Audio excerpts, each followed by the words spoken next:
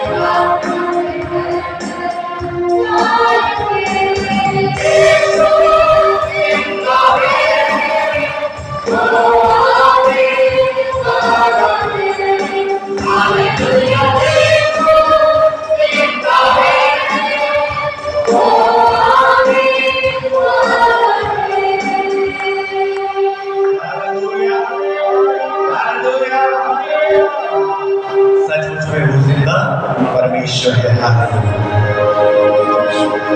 आइए हम अपनी आंखों को बंद करें।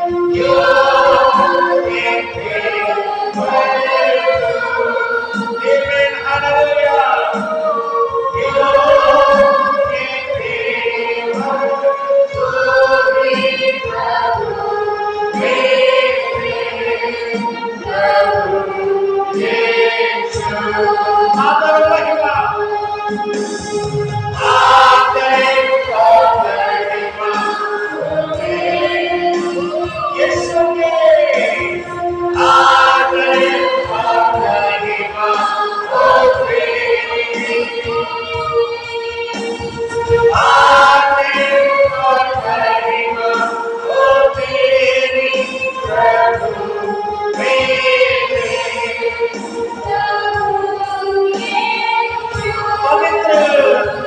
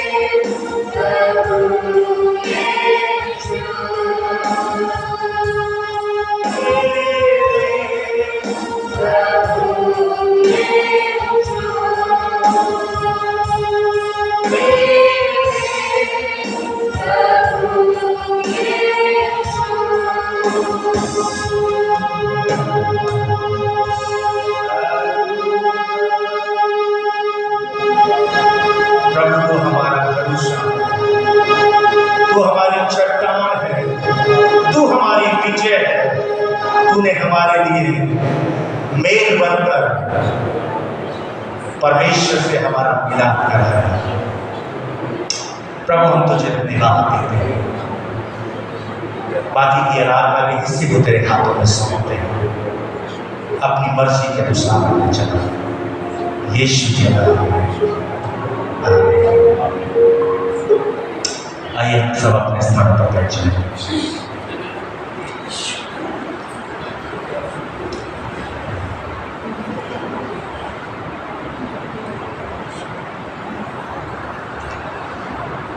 मुझे अचंभा भी है और दुख भी है ये देखकर कि प्रभु की मेज में शरीक होने के लिए बहुत थोड़े लोग ही इस आराधना में आए हैं।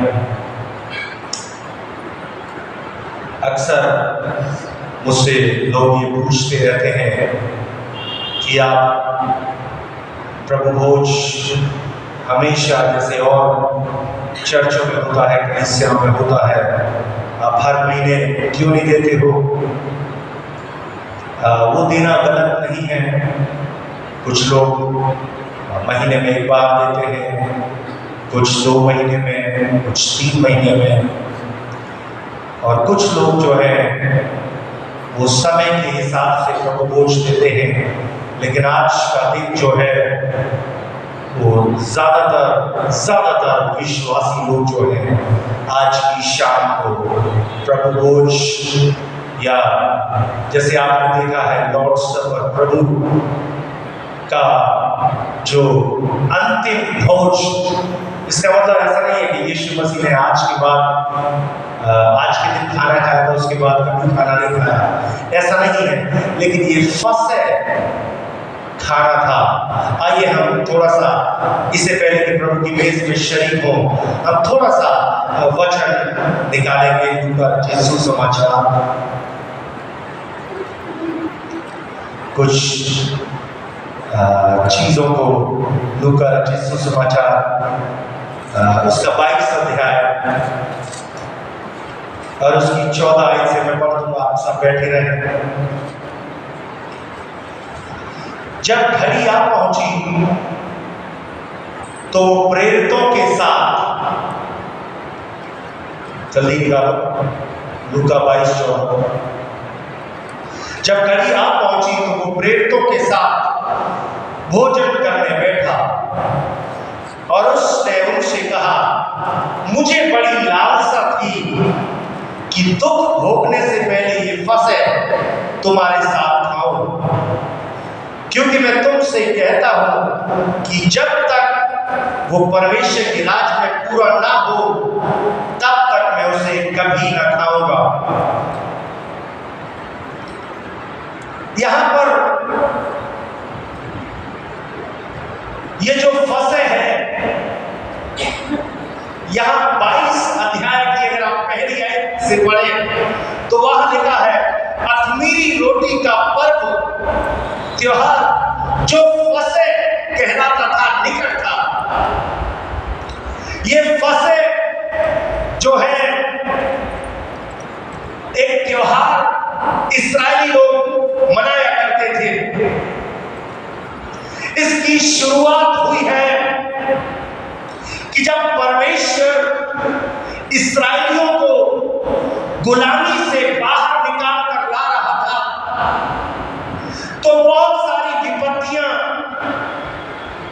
परमेश्वर ने वहां पर भेजी थी मिस्रियों के बीच में, और उनमें से एक था मौत के फरिश्ते का जाना। और वहां पर मूसा को परमेश्वर के द्वारा आज्ञा दी गई थी, मैं तुम्हें आजाद तो करूंगा, लेकिन आजादी के लिए तुम्हें एक मेमना या बकरी का एक बच्चा मेल उसको तैयार करना है। उसके अंदर कोई भी दाग नहीं होना चाहिए,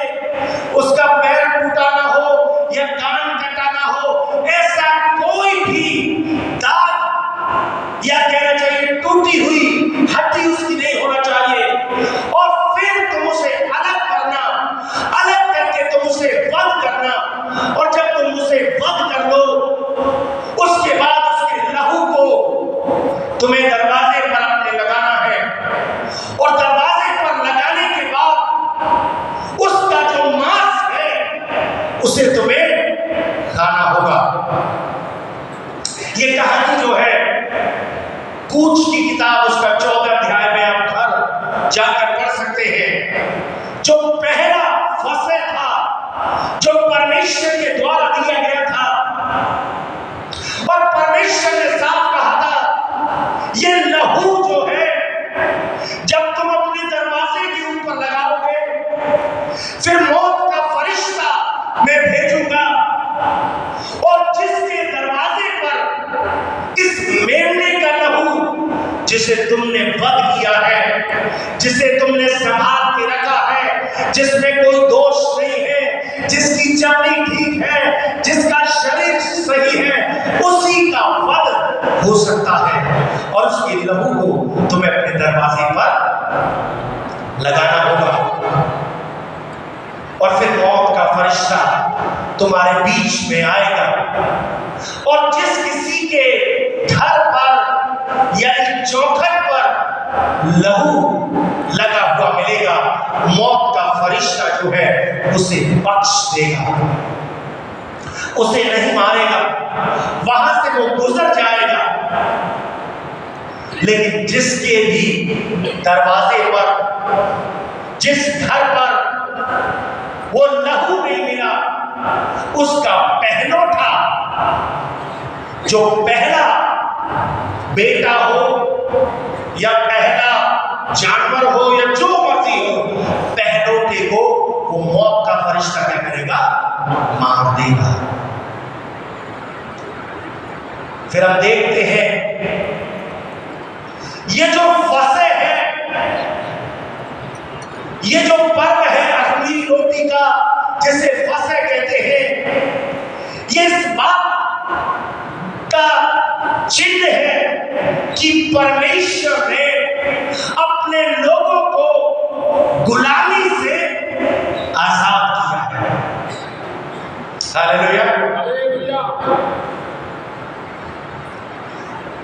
ये इस बात का चिन्ह है कि ये फसह जो है वो छुटकारा, रक्षा यानी सुरक्षा, और किसी की जगह पर यानी आपके बदले,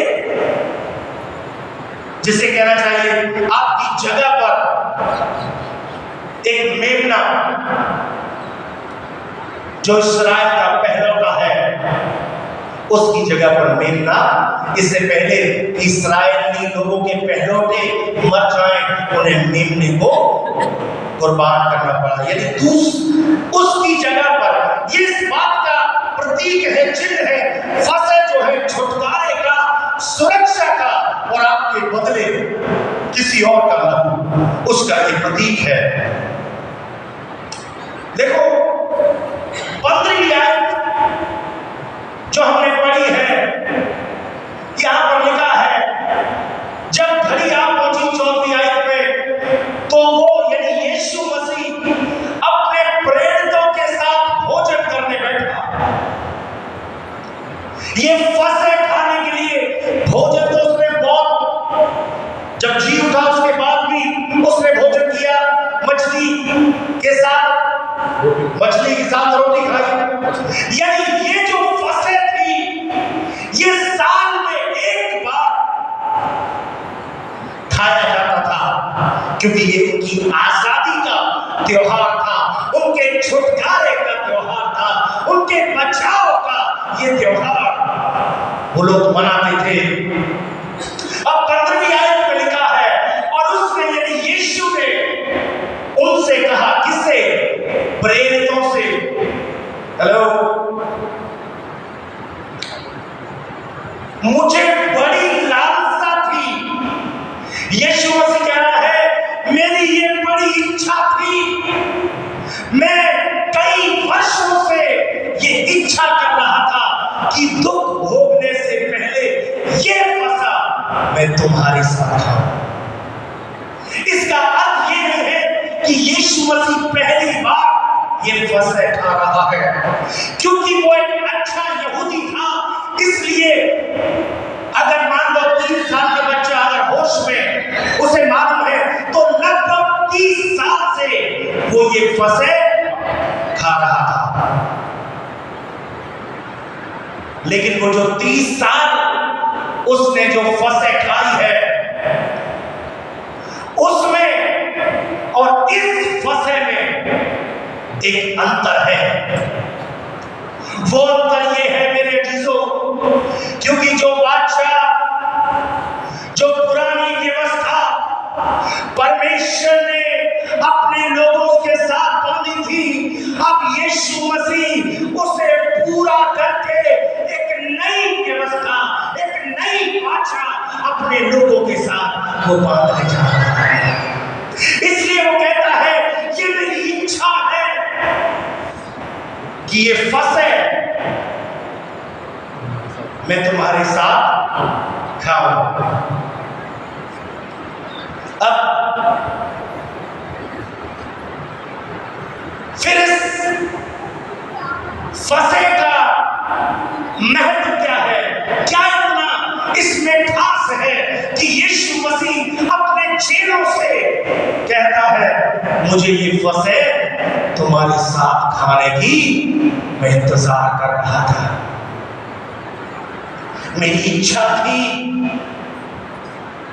अब तक ये फसल जो इस्राएल में खाई जाती थी, वो परिवार के साथ खाई जाती थी। परिवार के लोग एक साथ बैठकर इस फसे को खाते थे। लेकिन यीशु मसीह वो इस बार अपने चेलों के साथ, उन 12 प्रेरितों के साथ वो फसे खाना चाहता है। यीशु मसीह जानता था कि जो फसे है उसको वो पूरा करने जा रहा है, और एक उसके खाने से एक आने वाली फसे या नई वाचा वो मानव जाति के साथ बांधेगा। क्योंकि यीशु जो है पुरानी वाचा को पूरा कर रहा था और एक नई वाचा की शुरुआत कर रहा था। अगर आप थोड़ा सा और अगर आगे पढ़ेंगे तो लिखा है, तब उसने कटोरा लेकर धन्यवाद किया और कहा, इसको लो और आपस में बांट लो, क्योंकि मैं तुमसे कहता हूं कि जब तक परमेश्वर का राज न आए तब तक मैं दाख रस अब से कभी न पीऊंगा। ये जो वाचा, फिर उसने 19वीं आयत में कहा, फिर उसने रोटी ली, वो रोटी जो फसे में इस्तेमाल की जाती थी, उस रोटी को लिया और उसने धन्यवाद करके तोड़ी और उसको ये कहते हुए दी कि ये मेरी देह है जो तुम्हारे लिए दी जाती है।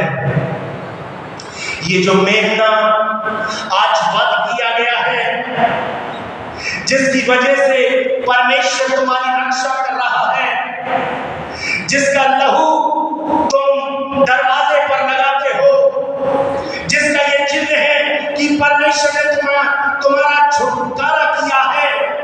लेकिन आज के बाद जब तुम इस फसे को खाओगे तो तुम्हें याद रखना होगा, ये जो रोटी है ये रोटी नहीं, लेकिन ये मेरा बदन है, मेरा शरीर है जो तुम्हें दिया गया है, ये तुम्हारे लिए है।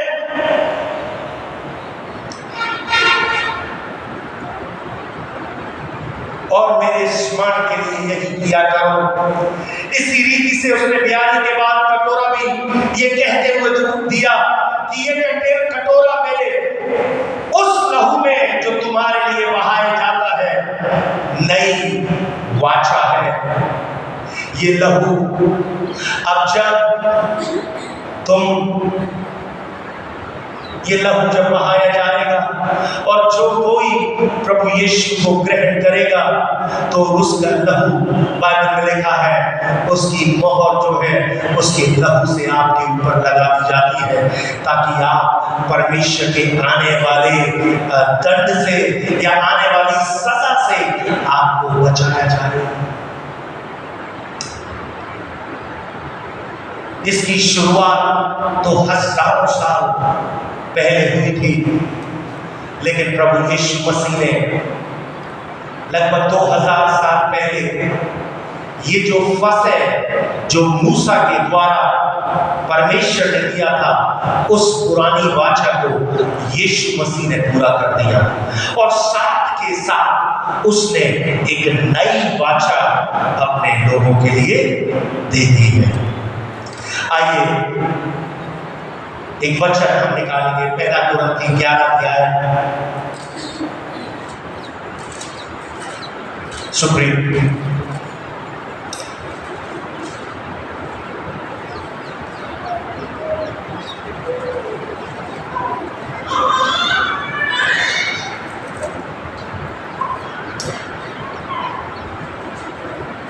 ये फसह के बाद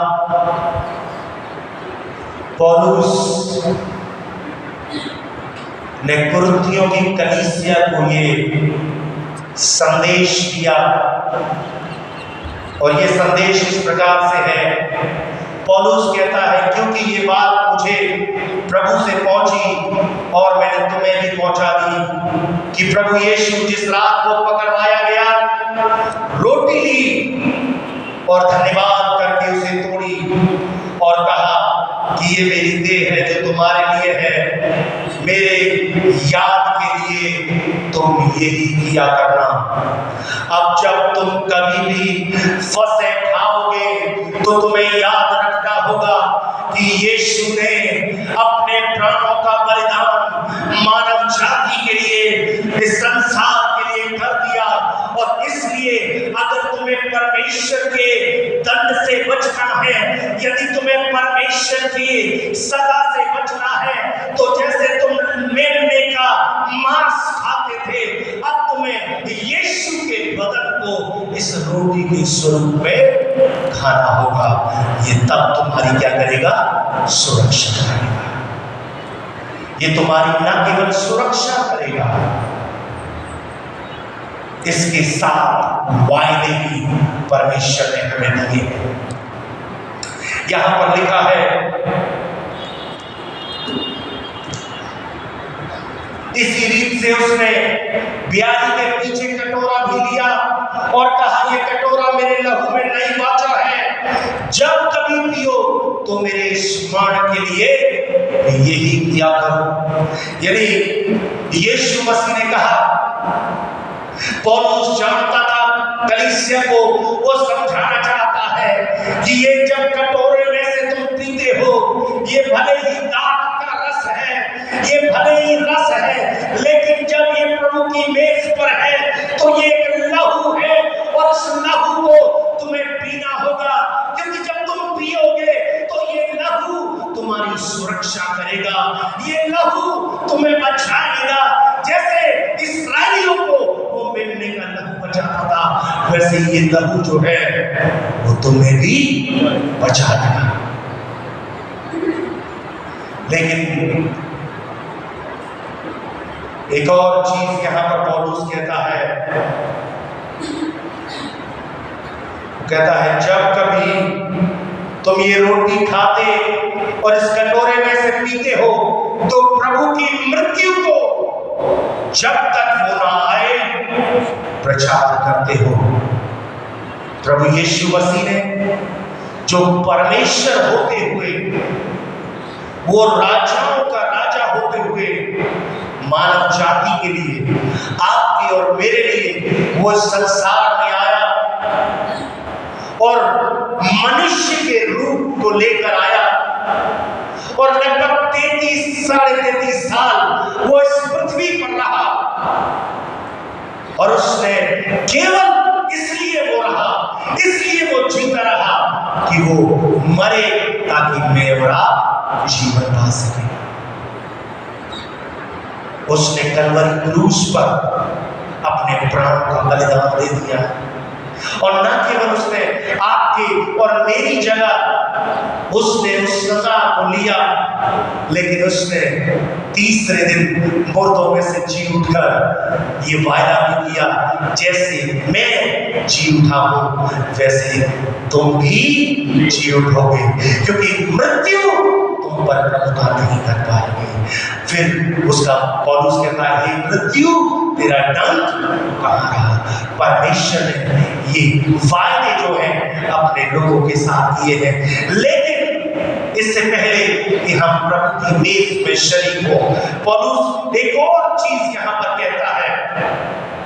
कहता है इसलिए इससे पहले कि आप उस कटोरे में शरीक हो, उस रोटी को खाओ, परमेश्वर का वचन कहता है जो कोई भी, चाहे वो पास्टर हो, चाहे वो विश्वासी हो, चाहे आपने बपतिस्मा लिया है या नहीं लिया, चाहे आपने तौबा की है या नहीं की, लेकिन पौलुस कहता है जो कोई भी अनुचित रीति से रोटी खाए और उसके कटोरे में से पिए, इसका अर्थ है कि एक तरीका है, एक उचित और एक अनुचित।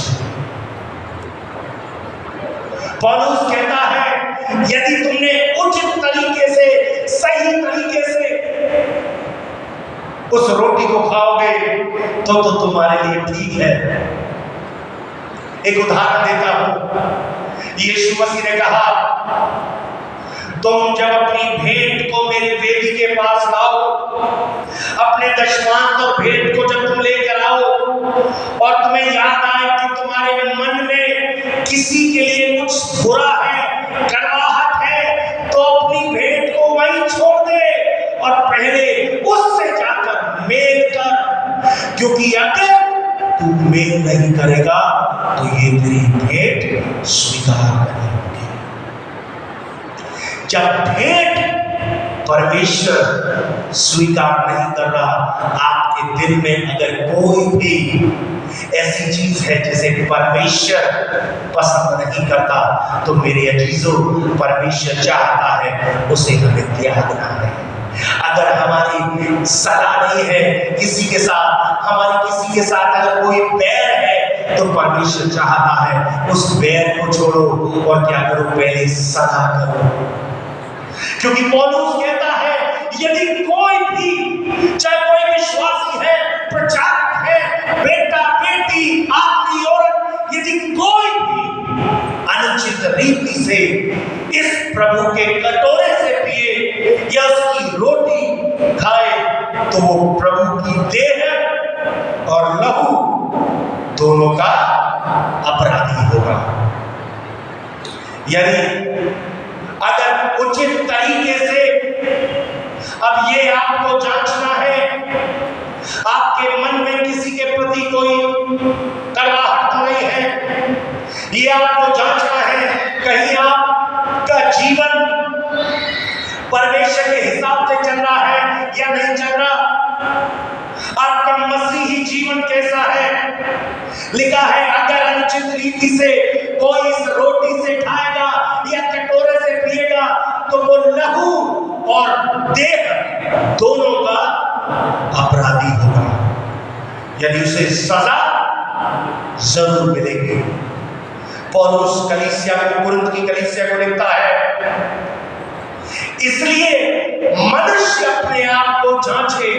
अब ये जांचने का काम पास्टर का नहीं है, ये जांचने का काम किसी प्रचारक का नहीं है, किसी का भी काम ये जांचने का नहीं है, लेकिन आपको अपने बारे में जांचना है कि आपके दिल में क्या है।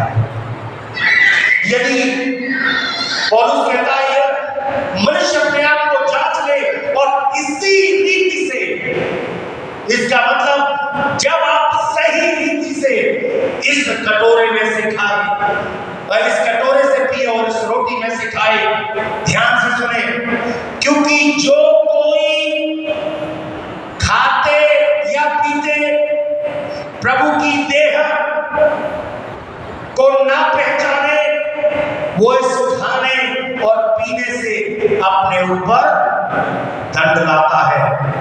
यदि आप अनुचित रीति से इसे लेते हैं, इसे पीते हैं, तो परमेश्वर का वचन कहता है तुम अपने ऊपर दंड लेकर आ रहे हो।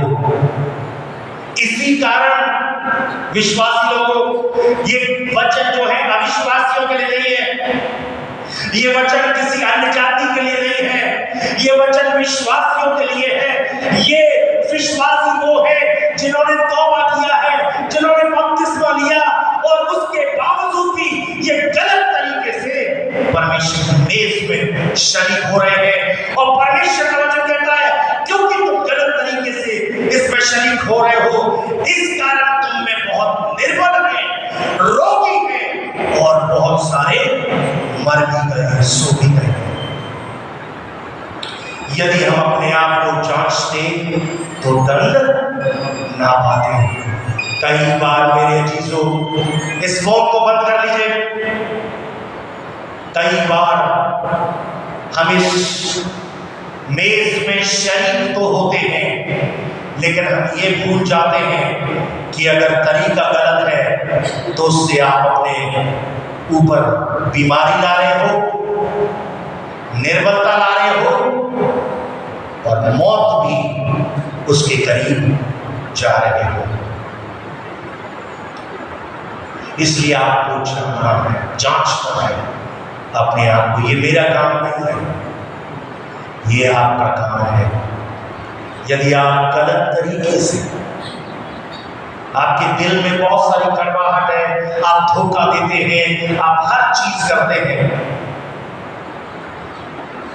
और आप प्रभु की मेज में शरीक भी होते हैं, तो लिखा है तुम इसकी देह और लहू दोनों के अपराधी होंगे। आइए हम सब अपनी आंखों को बंद करें, अपने सरों को झुकाएं, अपने मनों को जांचें। हालेलुया। Music, hallelujah.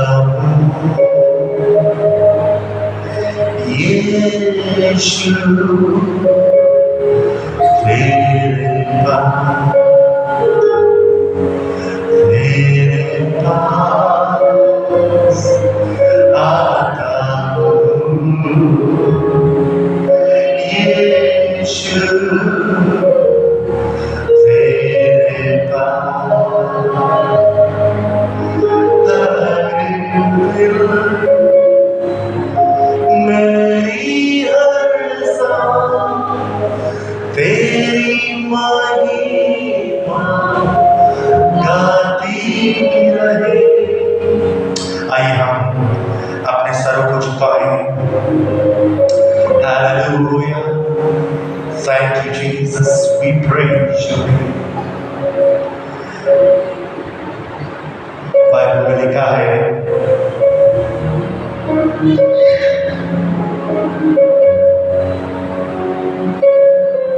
जिस रात प्रभु यीशु पकड़वाया गया, उसने रोटी ली और धन्यवाद करके उसे तोड़ी और कहा कि ये मेरी देह है जो तुम्हारे लिए है, स्मरण मेरे स्मरण के लिए यही किया करो। प्रभु हम तेरा धन्यवाद देते हैं तेरे इस बदन के लिए जो तूने हमारे लिए दिया है। ये तेरा बदन जिसे तूने हमें दे दिया कि जिसके खाने से हम सुरक्षा पाएं, हम विजयी हों, हमारा छुटकारा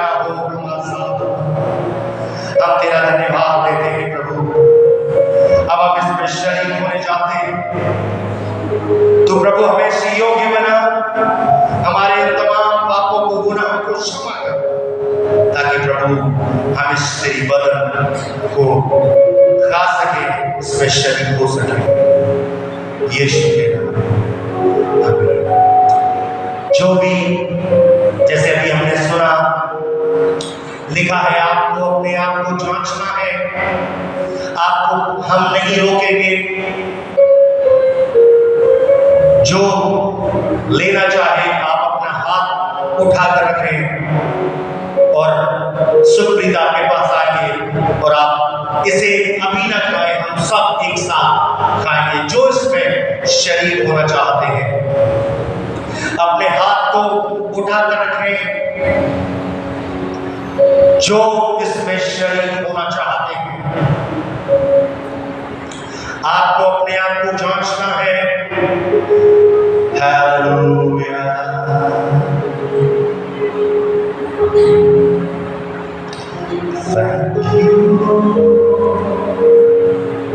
आप शायद समझ नहीं पा रहे हो, बहुत सारे लोगों ने अभी तक तौबा नहीं किया, बपतिस्मा नहीं किया। आप ये लोगे तो बीमारी और मौत आपके लिए है। आप याद रखो, हाथ उठाना मैं आपको नहीं रोकूंगा, लेकिन आपकी मर्जी है। लिखा है अगर अनुचित रीति से रोटी खाओगे तो तुम निर्बल, रोग और मौत को भी तुम ले रहे हो। इसलिए ध्यान रखें। Hallelujah, hallelujah, thank you Jesus, thank you.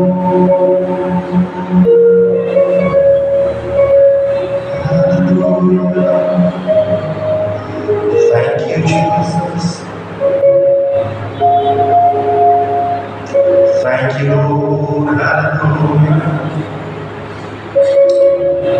Thank you, Jesus. Hallelujah. Thank you, Jesus.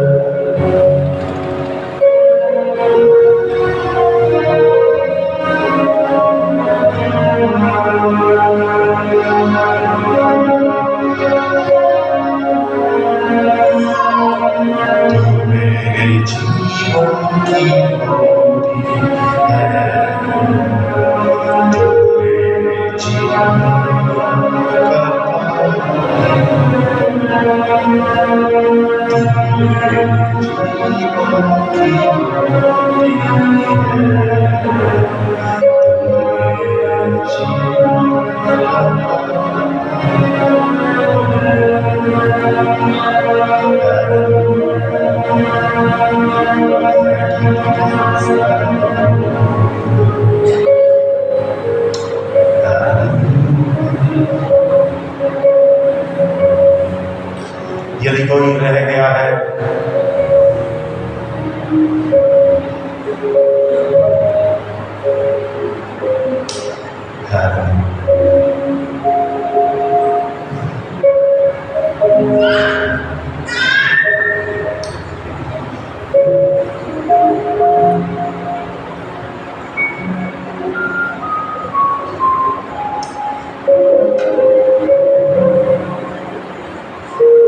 प्रभु, हम धन्यवाद देते हैं तेरे इस रोटी के लिए, तेरे इस बदन के लिए जो तूने हमें दे दिया है। अब हम इसे एक साथ लेने जा रहे हैं, तो हमें आशीषित कर। आइए हम सब एक साथ से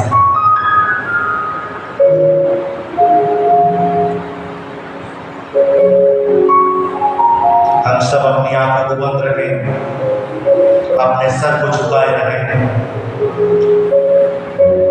हालेलुया।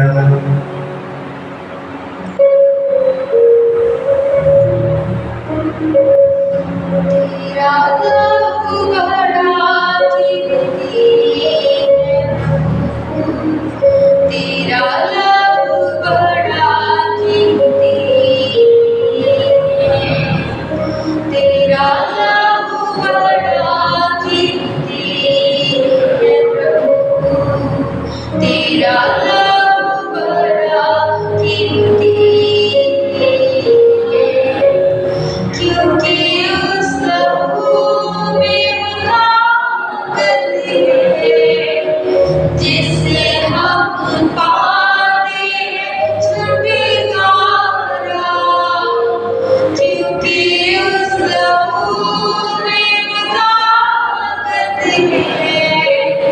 जिससे हम पाते हैं छुटकारा। तेरा लहू बड़ा कीमती है प्रभु, तेरा लहू बड़ा कीमती है, तेरा लहू बड़ा कीमती है प्रभु, तेरा लहू बड़ा कीमती है। तूने वो लहू बहाया है, सारी दुनिया को बचाया है। तूने जो लहू बहाया है, सारी दुनिया को बचाया है। कभी तूने किसी से कुछ मांगा, कभी तूने किसी से कुछ चाहा, कभी तूने किसी से कुछ मांगा, कभी तूने किसी से कुछ चाहा। तेरा लहू बड़ा कीमती है प्रभु, तेरा लहू बड़ा कीमती है, तेरा लहू बड़ा कीमती है प्रभु, तेरा लहू बड़ा कीमती है।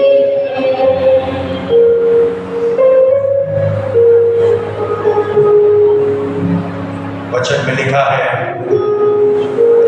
इसी रीति से उसने ब्याह के पीछे कटोरा भी लिया और कहा, ये कटोरा मेरे लहू में नई वाचा है, जब कभी पियो तो मेरे स्मरण के लिए यही किया करो।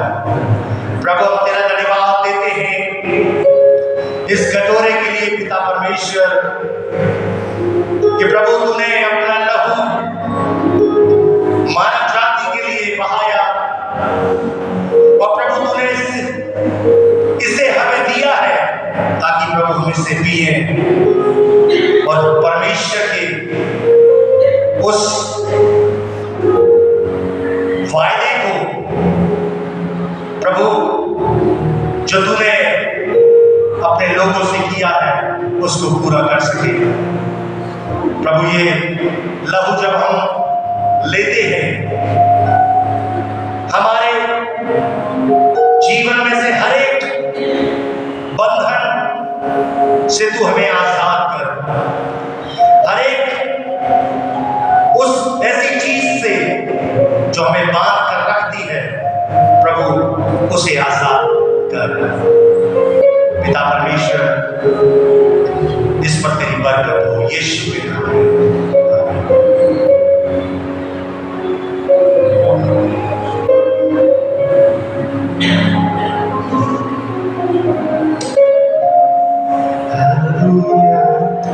जिसने रोटी ली है वो ये लहू जरूर, आप इसमें शरीक हो, लेकिन अभी साथ लेकर रखें, हम एक साथ उसमें शरीक होंगे।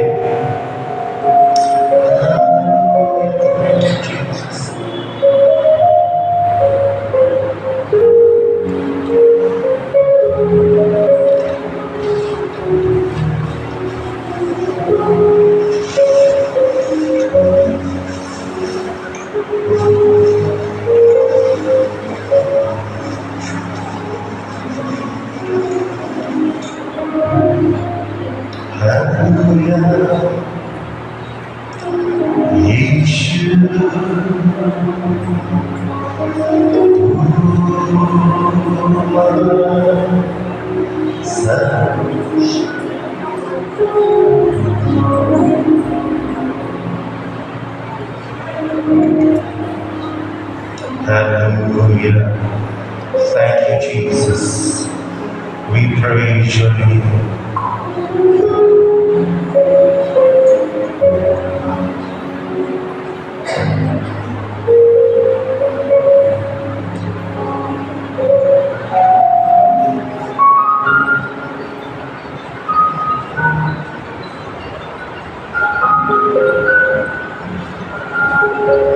Hallelujah. Thank you, Jesus. We praise your name.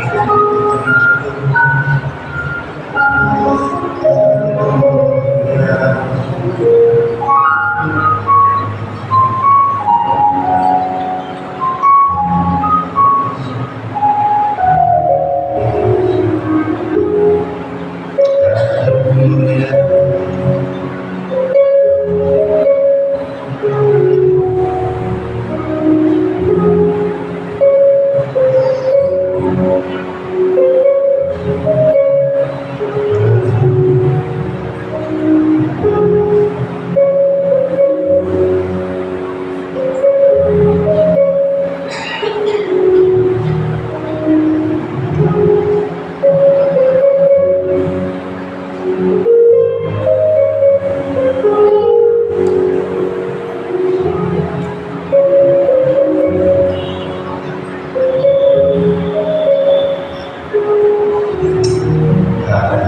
Thank you, Jesus.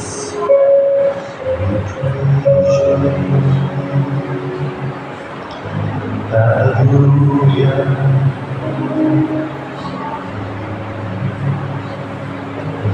Praise you.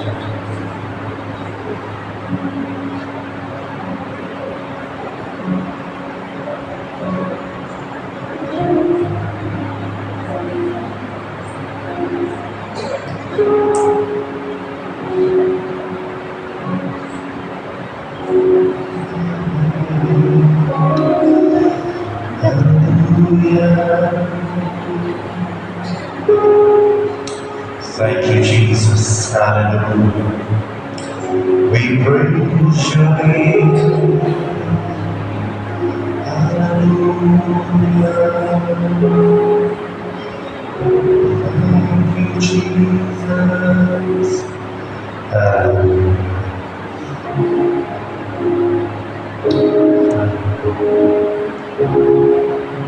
प्रभु हम तेरा धन्यवाद देते हैं तेरे सब के लिए जो तूने मानव जाति के लिए बहाया। अब हम इस लहू को एक साथ प्रभु लेते हैं, तुझे आशीषित कर यीशु के नाम में। आइए हम सब एक साथ हैं।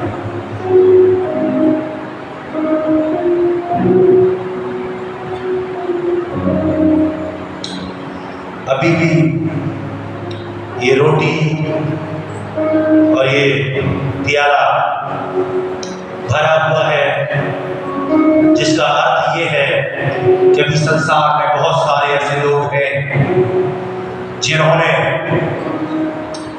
यीशु के बदन और उसके लहू को अभी भी नहीं लिया है।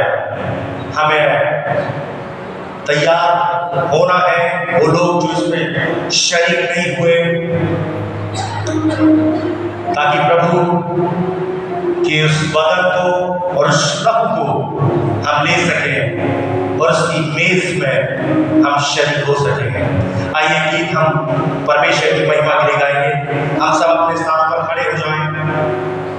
एक जन सारी कप्स ले लीजिए, सेवा वालों जो भी।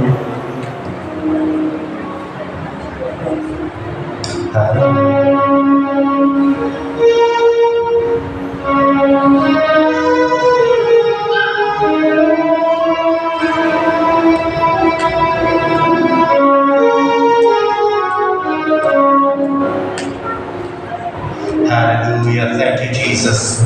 We praise you. Hallelujah. Thank you.